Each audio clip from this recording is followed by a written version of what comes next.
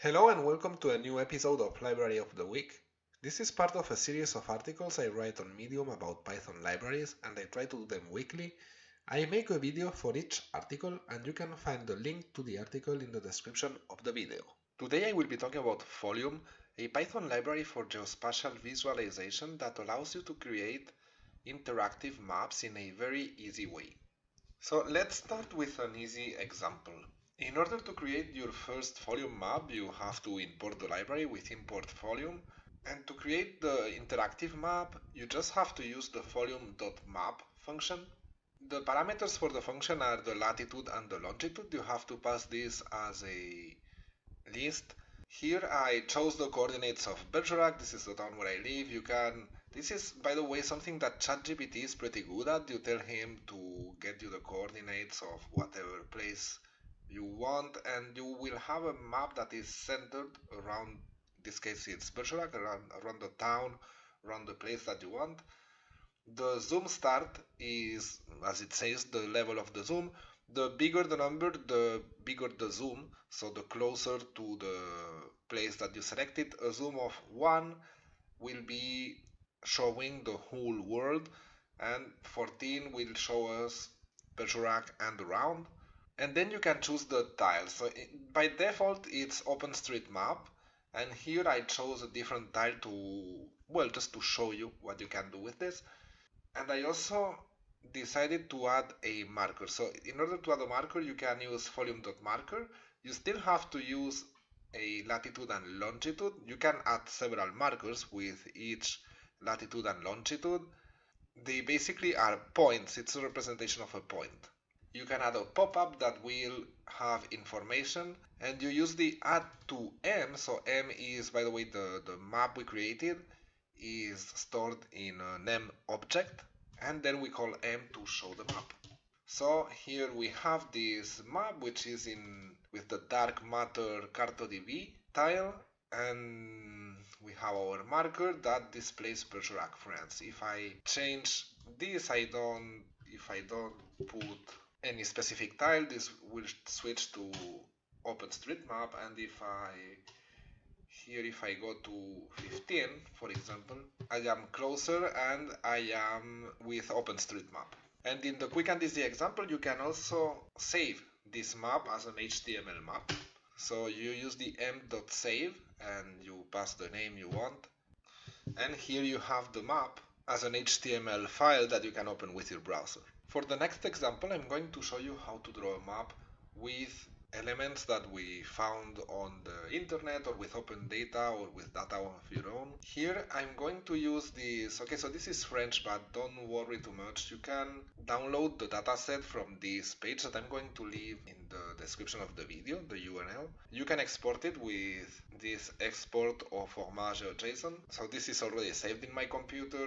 You export this and then you can use the dataset. This has charging stations for electric vehicles in France and information about them. So now that I have it downloaded and in the same file as my notebook, I saved it as electriccharging.json. I can open this with GeoPandas. I'm not going to talk too much about GeoPandas because it's not the goal of this video. So I'm just going to show you the transformations I'm going to make before actually plotting the data with Folium. So this is going to take some time.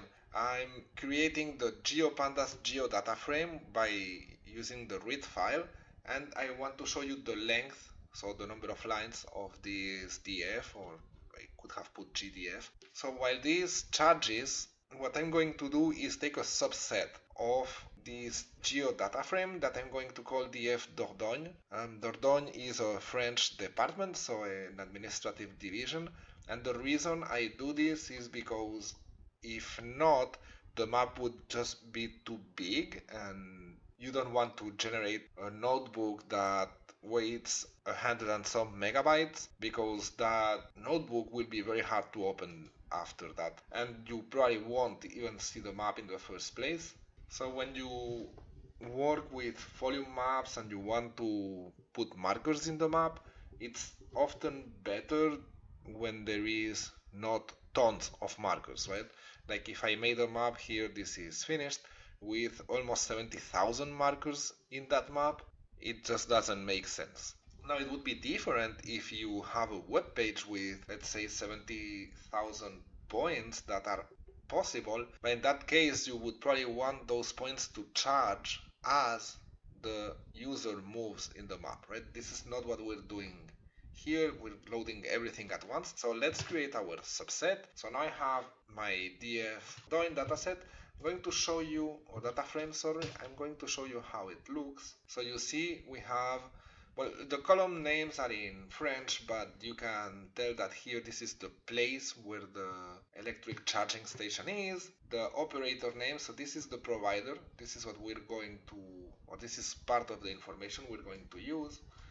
And we have longitude and latitude as coordinates. This is very important. The code postal, this is the zip code. We use this to filter our data. Okay, Dordogne starts with 24. And the name of the town, we're also going to display this in our map. So now with this data frame from Dordogne, I create a geodata frame using the longitude and latitude to give the coordinate for each point. I use a CRS. Let's see all the distinct values for the operators. So by using the unique GeoPandas function, I can see each unique provider for electric charging stations. So as you can see, there is 9 of them.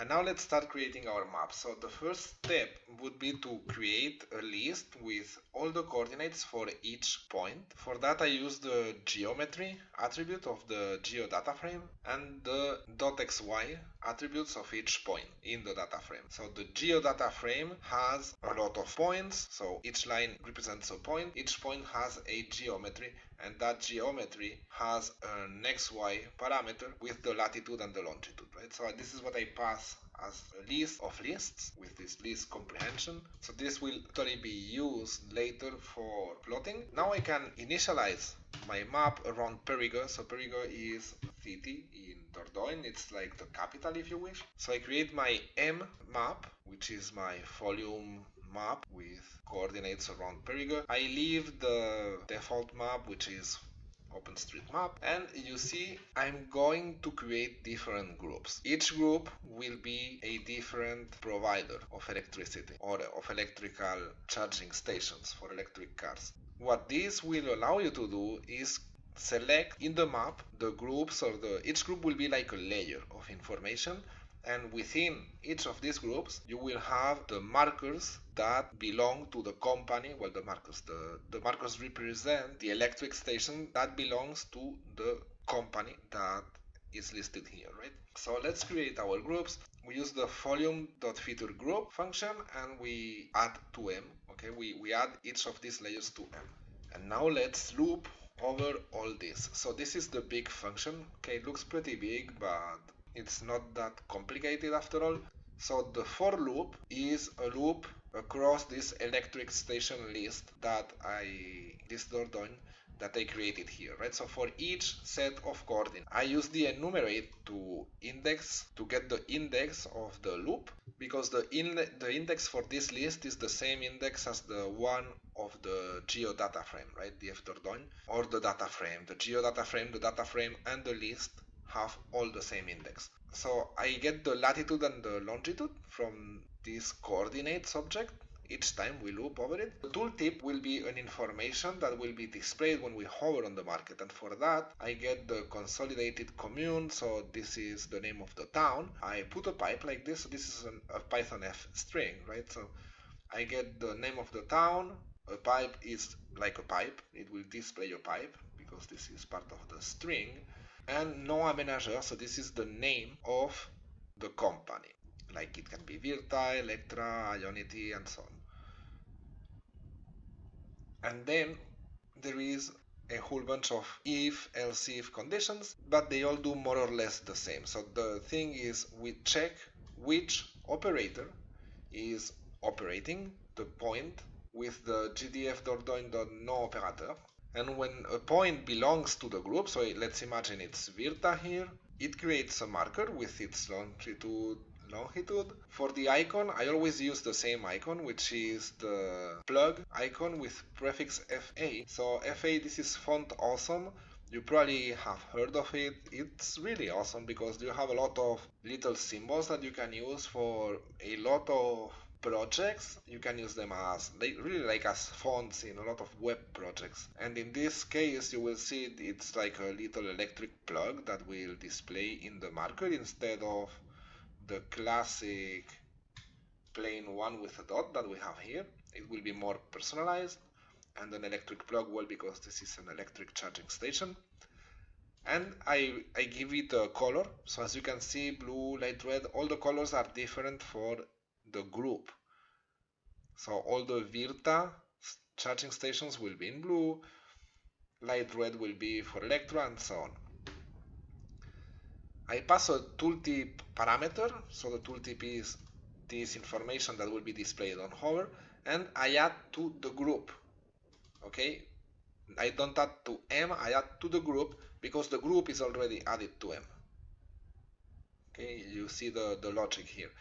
And this is what will allow us, so we do this for each condition. I put an else print error.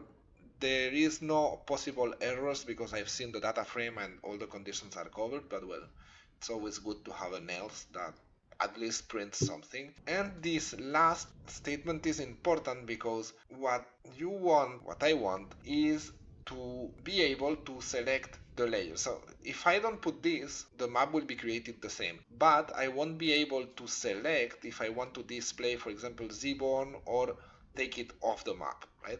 You're gonna see in a second. So I create this map, and now let's display this map by just typing M. Boom, and here we have it. So the different tooltips have these, the different markers have these tooltips, sorry, that display the name of the town. So if we go to Bergerac here, we can see Bergerac, Power.France. So it looks like the river separates the providers or something, I don't know. We can see that the green provider, which is Zivia, is by far the biggest provider of the region. Oh, and do you see this white one? So for this white icon, I added icon color. By default it's white, and in this case I put it black because since the icon is white itself, it would not display the plug, right? Because it would be white over white. I forgot to set the icon as a plug for the black one, so let's see how we do that. Okay, and you see here it is. Oh, I recreated the map, so it created a second layer. So you would have to, so this is something you have to be careful. If you change your map and you go from, like what I just did, like you see that, oh dang, I forgot to change the little symbol in the marker. Let me change it. Let's recreate it. The map was created here. The map already exists. So here I am adding stuff to a pre-existing map. So you have to recreate the map if you want it, like, to erase everything you did before, right? So here, if I recreate everything, here I only have one layer, because if not, I was adding all these layers again and again and again. Okay, and just the last thing, if you, let's recreate this. If I eliminate this layer control, see, if I eliminate the layer control, I cannot display or not display which layers I want anymore. So the next thing I want to show you quickly is that Folium comes with plugins. So plugins are functionalities that you can add very easily to your maps. Let's see this one, for example. and you have a list of them in the documentation. I will leave this URL in the description of the video. It definitely is in the Medium article as well, and I'm going to show you an example of this, but I recommend that you come and see everything you can do, because you might find some of them are very specific, but the one I'm going to show you is actually very cool. So I think they're all very cool, but some may be too specific for your use case. Maybe you have that use case and then it's amazing. But the one I'm going to, so the geocoder is probably a good one. I have to, oh, let's see. Okay, this I have never tried before, but okay, so you can add a geocoder to your maps. For example, I should have used this as a demo, but oh well, I used something else. But keep in mind, Folium has a geocoder, and that's awesome. Here, what I'm going to do is use the draw extension. So here is the map that you just created, and in order to add this draw plugin, you just have to import it from folium.plugins. You import the plugin that you need, in this case it's draw. Each plugin will have its own parameters. In this case I set export to true, you will see in a second, and I added to M. All the time we add elements to the map, to M because M is the name of the map. If you call your map another thing, it will be another name. And see this lateral toolbar and this export button. So this export button would not be here if export was set to false, or if export wasn't set, because the default is false. And what I can do with this is I can draw lines.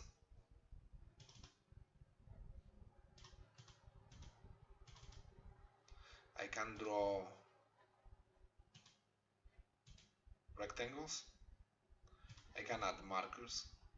And so this, as a user, so this you can put, for example, in a web page, and the user can interact with the map and put its own markers.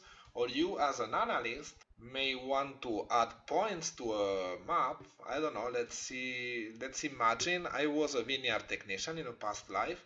So I could have used this to add markers to, let's say that I know I'm going to come to this piece of land. So I add my markers with this very easily, and then I can export them. So when I do export, by the way, this is not going to export the whole map, it's just going to export the layer I create with this draw plugin. Okay, so I'm just going to open it with the notepad real quick, and here you see I have a line string that I created with its coordinates, so the coordinates of the point. I have a point, so the point is going to be this thing here, because I only created one. And then with a GeoJSON file, you can obviously use that to make more maps in the future. The last example I want to show you is how you can create choropleth maps with Folium. Choropleth maps are maps that represent areas of a territory. It can be a region, a country, whatever, as long as it's areas or polygons in different colors depending on the value that that area has, like income per capita across different countries. And bigger income will have darker colors, and lower income will have lighter colors, for example, right? That kind of map. To do that, I'm going to use a couple of data sets. So this French wine AOP region that you can find in my Kaggle, it's not very big. It has the big wine producing regions of France. So this will give us the geometry or the geographical data. And this wine production by AOC in France from 2009 to 2019. Yeah, if you want to follow, you can download them.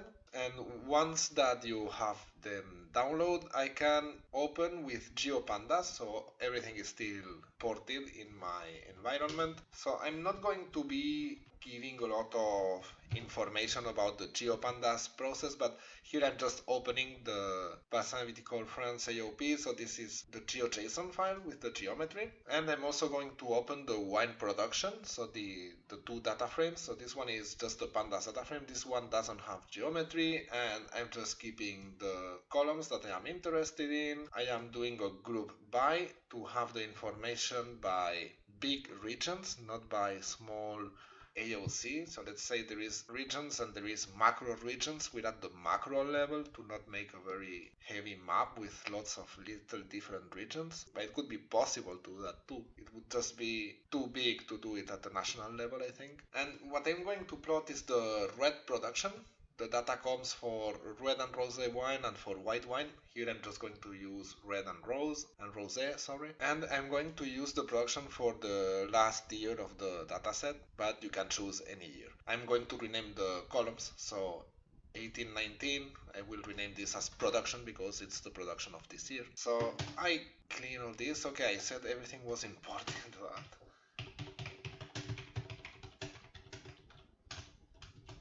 But pandas wasn't. So by the way, I'm also merging both data frames. One has the geometry with the regions and the other one has the information. So let's see how this looks. So I have my wine region, the geometry for each region, the wine basin. So basically this is I could have dropped one of these columns, but I don't have a lot of data. This was used to do the join between both data frames.